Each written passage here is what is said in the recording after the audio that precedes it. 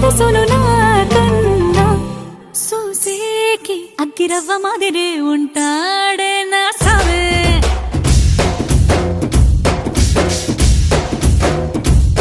మెత్తాని పత్తి పువ్వుల మరే సంటో